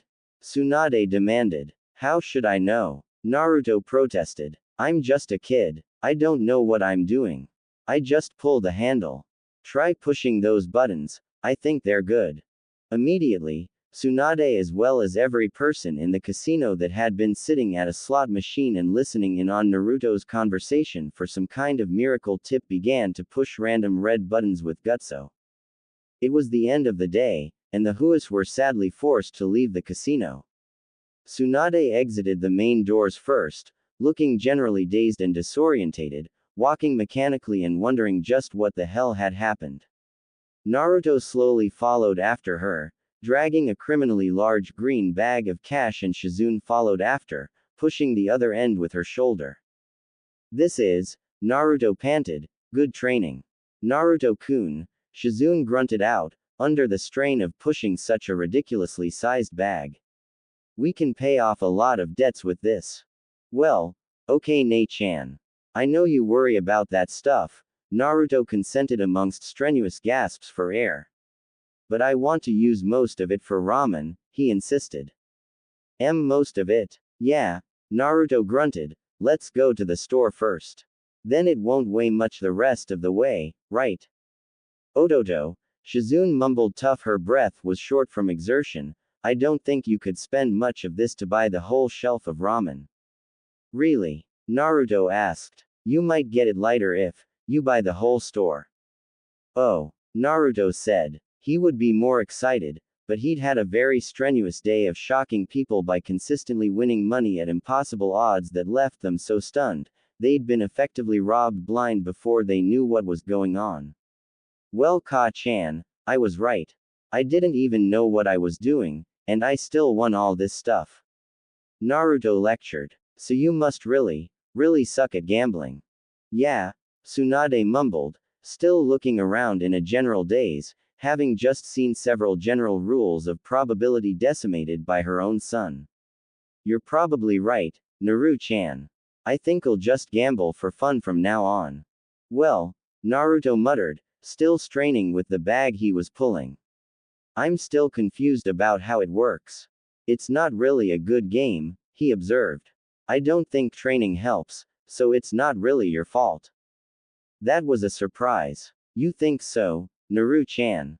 She asked. That may have been one of the nicest things she'd ever heard about her gambling addiction and unnatural ability to lose repeatedly. Yeah, hey Ka-chan, were you serious about that no ramen thing? That, well, not really. Oh, just checking. The hidden village of leaves, Konoha. Its existence was both feared and respected by many throughout the shinobi world. At one point, it was commonly believed that it was the single most powerful hidden village in the world, despite being one of the youngest. This was commonly believed to be largely due to Konoha's startling number of heroes. Ninjas that rose far above the average level and transcended into another league altogether. It began, of course, with the first Hokage. The founder of Konoha himself, Ho-Oh Hananoki, was more commonly just called Shadaime out of respect. He was known for having a unique and interesting talent, the use of Mokuden Jutsu. An entire new branch of techniques that was reserved specifically for the Shadaime. According to legend, he used his gift to construct the basic structure for Konoha in a single day. During warfare, his ability to create ramparts and drastically alter the landscape turned the tides of many battles. Then there was the Shadaime's brother, the Nadaime, Ho-Oh Idamazu, whose raw combat ability struck fear and awe into armies, and whose mastery of Suiten Jutsu was acknowledged even in Mist Country. The Sandaime, Sarutobi Fuyu, was called the Professor. He was known to be fair and diplomatic, but he was equally known for his near-encyclopedic knowledge of jutsu and seemingly endless list of abilities for any given situation. The Yondaime, Namikaze Minato, also called Konoha's Yellow Flash, was a name that was borderline taboo in certain countries. After a time, he was universally deemed to be completely invincible in straight combat. Entire battalions were instructed to cut their losses and just run for their lives if they were ever unfortunate enough to meet him on the battlefield. There was Konoha's White Fang, Hakat Tsukumo, who was known as the ultimate assassin before his choice to neglect the rules in favor of saving his friends and his subsequent forced harakiri. Konoha, to be blunt, had consistently produced select people that were just too powerful. No one knew exactly why that was, but it was sometimes thought to have something to do with the social values of the general populace and both their accepting and their encouraging nature. As Ho-Oh Naruto trailed beside his mother through the whispering and increasingly unfriendly streets of Konoha, he found that particular explanation a little difficult to agree with. Relax, Naru-chan, Tsunade mumbled, as she swept her hawk-like gaze over the whispering crowd. We're almost there. Don't worry.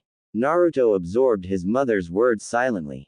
His usually upbeat attitude subdued for a change by the speculative and gradually more hateful gazes that were beginning to surround him on each side.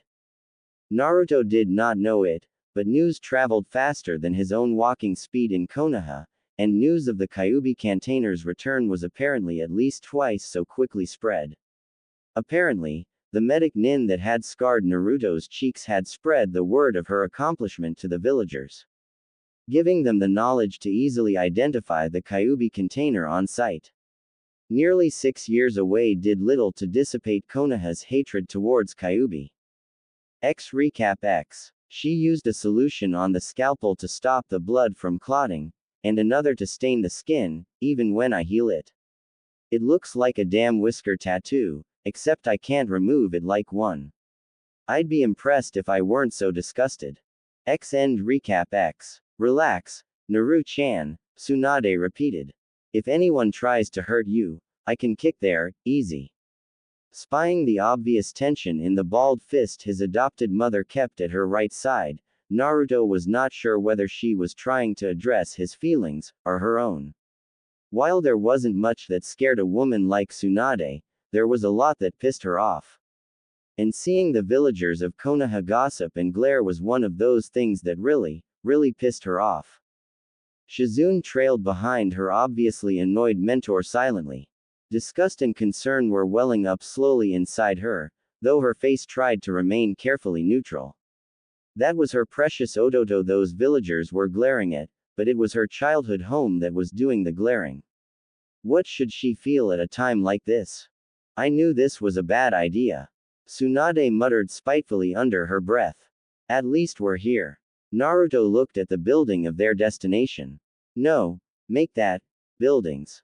Before them, there was a large wooden fence, clearly cutting off the district within from the surrounding one. Two white-eyed, pupil-less guards stood rigidly straight and at attention to each side of the arch that signaled the main entrance to Konoha's own Hyuga district. A man, standing straighter than the guards, came walking out through that arch to meet them just as the Huas reached the entrance. The event seemed as if he had taken practiced care to arrive at exactly that time. Ah, Tsunade Heim. How good to see you grace Konoha once again with your prescience, the rigid man greeted. Though his sentence was genial enough, not a ghost of a smile filtered across his stony set face. Please, come in for some tea. The Huas are, of course, always welcome at the Hyuga district. Could I ask if you'll be staying long? If the Hyuga's stony expression affected Tsunade at all, she didn't show it. Tea sounds good about now, Hiyashi. She sighed, while leading the group through the wooden arch that signaled the start of Hyuga territory. Depending on certain things, I may be back for good. By the surprisingly easy exchange between Tsunade and Hiyashi, it could indeed be surmised that news of the Huas' arrival had stretched beyond them. The question that was brought up in Naruto's mind was that of why the Hyugas, knowing of their arrival, had basically put out the welcoming mat as if it were a given. His adopted mother seemed to assume that she'd be welcomed by the Hyugas as well. He pondered this as he walked slowly past traditional houses kept immaculately clean and proper on each side, still holding his mother's hand. The one-story structures bespoke of either pride, wealth, or a healthy mix of both. His speculation didn't last long, as he halted it in favor of gawking at the large building that they were being led to enter. X inside X. Naruto sat uneasily at the low table, legs folded underneath him. His mother sat beside him. The stony-faced man and who Naruto guessed was his daughter sat on the opposite side. Ka-chan, he whispered to the side, why did Nei-chan have to wait outside? She's not a Ho-Oh, Tsunade answered, as if that explained anything at all. She didn't seem to particularly care that she was carrying on a private conversation in front of their hosts, which were being ignored. So, Naruto prompted. His face screwed up in confusion. Are we some high-class family or something? He asked sarcastically. Tsunade's eyebrow rose delicately as if to mock such a question. I've adopted you as my son, you know. That means your great-grandfather was the first Hokage and founder of Konoha. She reminded. Your great-grand-uncle was the second Hokage. Tsunade continued listing flatly. Your grandfather was the most successful apothecary in history, and your beloved Ka-chan is the patron of modern medical theory that doubles as a ninja on the cage level. Leaning closer, Tsunade peered at her son as she spoke flatly. So what do you think? Are we a prestigious family? Oh shit. Naruto hadn't thought of it like that. Everyone knew that his adopted mother was the first Hokage's granddaughter, but he'd never paid it any mind. Oh shit, oh shit, oh shit. His great-grandfather founded the damn village. His mother's work had saved thousands of important lives. He had a damn legacy to uphold. Were his clothes straight enough? Were they white enough? Did he comb his hair today? Did he ever comb his hair? Crap. He didn't. Quick. Look noble. Seeing her poor adopted son sweat bullets and give Hiashi a run for his money in the rigid posture department, Tsunade spoke up. Relax, Naru-chan, your great-grandfather made sure we wouldn't become a clan. The Huas are just a little famous to some people, it's not like you'll have clan head responsibilities or anything. Looking at Naruto, she sighed, seeing her words having little effect.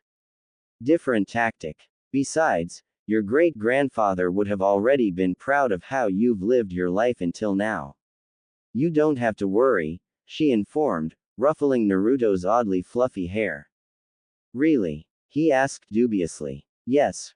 Really? Tsunade grinned, seeing the tension ease out of Naruto's posture as he seemed come to terms with the revelation. Now get back to being the annoying brat I love so much. Naruto, fears abated, now bristled at the tease. Shooting his mother an annoyed look, he scolded her. I'd insult you back, Ka-chan, but our ancestors up in heaven would be disappointed if I sunk to your level, he informed factually. Then pointedly ignored his mother's prescience altogether and turning to his host. Could I please have a cup of tea as well, Hiashi-sama? Hiashi, similarly ignoring Tsunade's insulted expression, motioned for his daughter to begin pouring the tea. Of course, Naruto-sama. Wait, Tsunade interrupted, having recovered from Naruto's backhanded insult. You brat, what did you say about sinking to my level?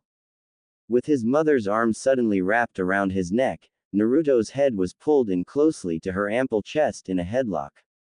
It was a position many men dreamed of, but Naruto only knew fear. Let go of me, you barbarian. All right, that did it. Vengeful mother's secret technique. Noogie of instant humiliation. Gah, there were even hand seals this time. Naruto cried in disbelief before the Noogie session began with a vengeful force. Later.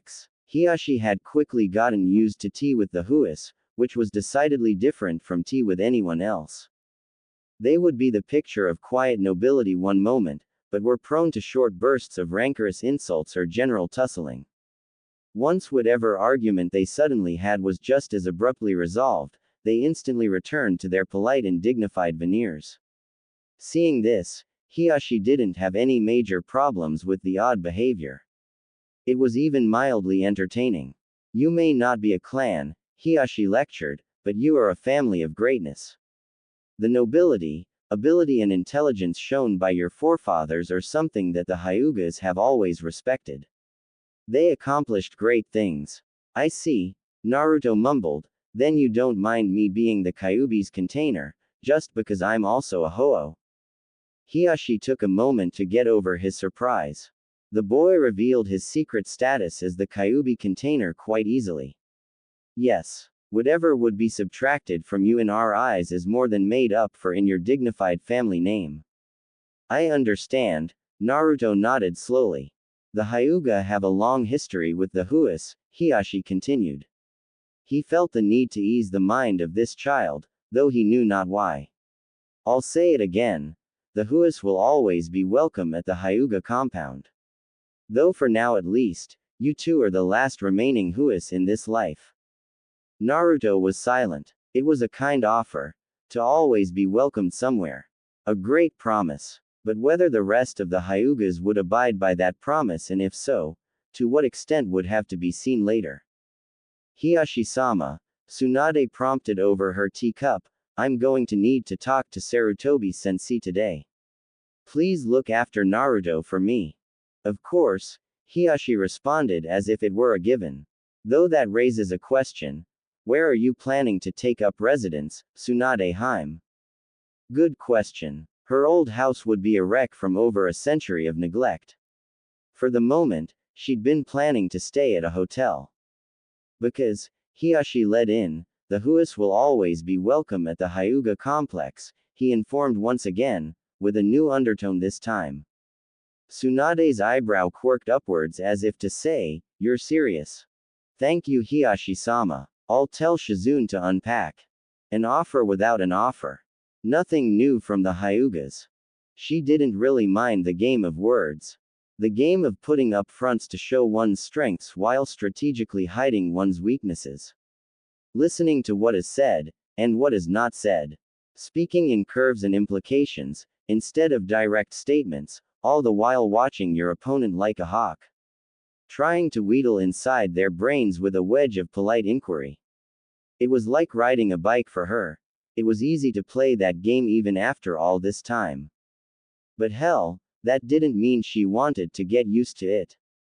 Didn't mean she wanted Naruto to get used to it either. I'm off, kid, Tsunade informed, standing up. I'll be back later. Yeah, right, Naruto said, sarcastically. He stood up as well. I'm coming too. Tsunade made a disgruntled sound. Just sit tight, brat. This is between Sarutobi-sensei and me. I'm leaving Shizune behind too. Just play with Hiyashi's daughter or something. Or hell, help your sister unpack. Tsunade breezed past her son. She was halfway through the door when his voice paused her movement. She glanced at him over her shoulder. Naruto's deep cerulean eyes met hers, looking like wells of deep understanding. And why not? He was her precious son, after all. No book-smart genius perhaps, but certainly no one's fool if he could help it. Just tell me the important stuff later, okay? If there's going to be news that concerns me, I want to know about it. Tsunade's eyes flickered to the door and back to her son. Hiyashi spied this as a sign of quick consideration and forethought. Tsunade let out a breath, not quite a sigh. Fine, brat, if you're sure you can stay awake through it all. I'd like to protect you forever, but that's impossible even for me. I still think you're too young to be protecting yourself, even a little. But you're too young for a lot of the things you've done and dealt with so far. You'll manage. I know. But any mother would worry about what that would do to you as a person. Naruto watched Heishi follow through the door after his mother, presumably to show her to the door. He turned to Hiyashi's daughter, who was still kneeling dutifully at the tea table. Hey, he began, but stopped short. Blinking, he realized that throughout one solid hour of polite conversation with side orders of tea and arguments, he hadn't ever gotten her name. He shook the oddity off. Hi, my name's Ho-Oh Naruto, he proclaimed. Whatever, he'd just reintroduce himself. The little girl stuttered. She was being put on the spotlight. She was deathly afraid of being the center of attention. She had quickly learned that when she was the center of any attention, she inevitably did something to drive her audience to hidden disgust. Steeling herself, she spoke for one of the few times since Naruto had met her. Hyuga Hinata. Cool, let's go play. Hinata was startled by the sudden outburst. Naruto, in turn, shot her a flat look. What was there to be confused about? Did this girl not know how to play? Looking at her, she was pretty small. And dressed in that kimono, she reminded him of a doll. In fact, could she even run in that kimono? Whatever. He continued to drag the Hyuga heiress into the garden area. Let's play hide and seek. X Hyuga Complex. Central Garden X. Naruto had someone to play with, as well as a place that would let him stay indefinitely in a village that might just end up being his home for a long time. Taking care to keep an eye out for signs of unacceptance from the Hyugas, he found none. Could he really stay here and not be glared at? Very cool. Things were looking up. Okay, I'll be it first. You just go hide and I'll count to 20 over by that big tree, okay? Go. X Hyuga Complex. Interior X. From an overlooking window at her bedside, Hyuga Hiyatari gazed upon her daughter happily. It was both unprecedented that she would have a new friend. And that she would be playing in the main garden with that new friend. Slowly, she felt her heart bubble with a relieved happiness that rose through her chest and upon reaching her eyes brought tears thereof. She let them fall, and the happiness remained with her, even as the scene gradually disappeared behind a descending curtain of darkness. She would be afraid that the world was fading away from her view so unstoppably, but for now there was a very clear image of her daughter running around for a place to hide, and with that warm thought to cloak her mind with, fear could not touch her, for now. X Hyuga Complex. Central Garden X.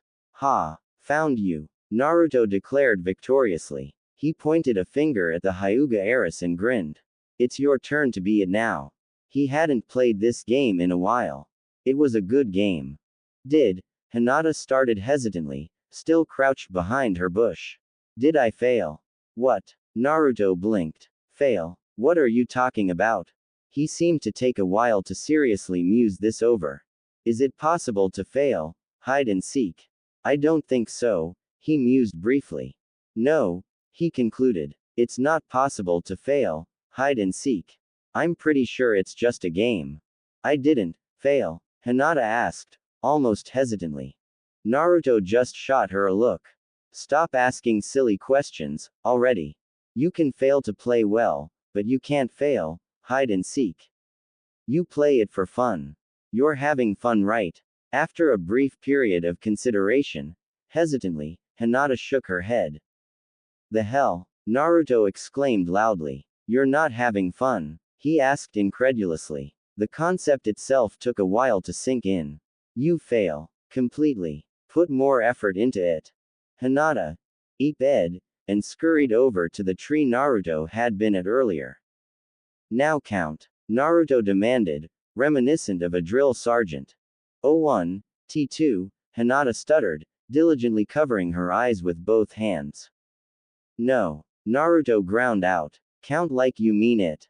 01. Hinata cried. T2.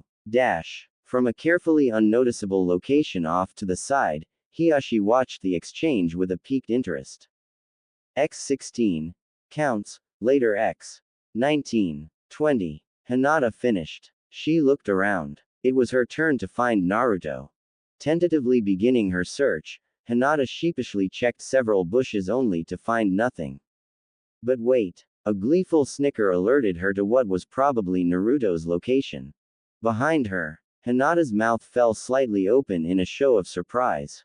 Naruto's eyes were gleaming victoriously as he clung harshly onto the one tiny, lone branch he'd managed to get up to. Odd thing was, the branch was on the big tree that was being used as the counting spot. He'd hid behind the very tree Hinata had started counting at. He'd hid where no sane person would ever expect him to be. He was so clever. Devious, in fact, he could not contain his glee, and cackled out loud. Naruto-sama, I found you, Hinata informed. What? Naruto paused his cackling. How? He demanded, still hanging from the tree branch with both hands. US snickered, Hinata mumbled, embarrassed and hesitant. And then you, see cackled evilly. Damn, Naruto swore. It's always the cackle. Crack. Naruto needn't have concerned himself. If his snicker hadn't alerted Hinata to his presence, the much-abused tree branch snapping, which he'd been hanging from for some 5 minuets, would have. Ow. Naruto rubbed his sore posterior. My super sly, devious plan of great sneakiness, ruined. He lamented openly and with great enthusiasm. If only he could walk up the tree with chakra like his adopted mother and sister. Not for the first time, he cursed his inability to do so. The chakra control exercise somehow managed to elude him to this day. Hinata, frankly, didn't know what to say. Oh well, Naruto perked up. Moving along. What? It's my turn to be it now. Naruto informed. You're not mad? Hinata asked timidly. Huh. If found you, Hinata stuttered. Would he be angry? Naruto looked at her. Really looked at her, and Hinata suddenly felt as if those blue eyes were far deeper than she'd ever remembered them being. Did you have fun? Naruto asked softly. Why yes. Hinata blinked, having been surprised by her own words. When had she started having fun? She didn't know. Somewhere between counting from the number 16 to 17, she'd stopped stuttering. Somewhere between seeing Naruto snicker and then cackle, she'd learned to trust him. He really did only want to have fun. And he only wanted her to have fun, too. She could trust him, not to look down at her with disappointed eyes. She somehow felt very, very sure of that. Well, as long as you're having fun, then no, I'm not mad, he grinned, eyes glinting. Hinata had to squeeze her eyes shut because at that moment, the sun had seemed kiss his hair, seeming to make him shine in its golden light, just for a second. Okay. I'm going to count. Be ready for it. 1, 2. Hinata broke out of her daze and eat bed, before scurrying off to find somewhere to hide. She did not know it, but a small, childish smile slipped onto her lips. 19, 20. Ready or not, Hinata-sama, here I come. Omake. Shizune's nose twitched. Instantly, she dropped the insanely large scroll that contained her mentor's backup supply of sake. Her eyes crossed comically as she peered at the twitching nose intently. It was her secret weapon against the forces of evil. Over the years, she'd found that whenever her precious Ototo was being corrupted or swearing more than was forgivable, her nose would twitch. It was her equivalent of a sixth sense, but oh, so much more reliable. Now how she always managed to get from wherever she was to wherever Naruto was quickly enough to stop the proceedings, well, that was just a damn mystery. Zoom. $+$. Naruto swore openly, causing his playmate to blanch and cover her mouth in shock.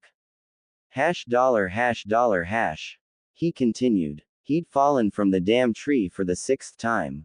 And this time he fell on a large rock.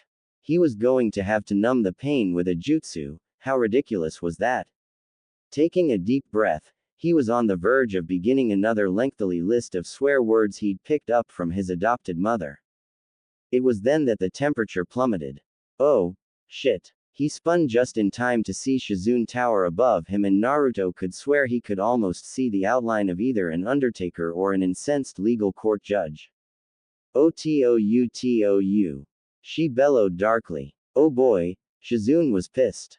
It was all that damn rock's fault. Angrily, he glared at the offending object, which only sat there innocently, of course. In his mind, he cursed it and promised to haunt it from beyond the grave. I can't believe that you. The horror. Naruto's mind screamed out in suffering as he had no choice but to sit through what must have been his adopted sister's own personal version of hell. For 2 solid hours, he was lectured angrily. How she could even keep yelling at him for that amount of time was yet another mystery that would remain unsolved for all time. But alas, his weak heart.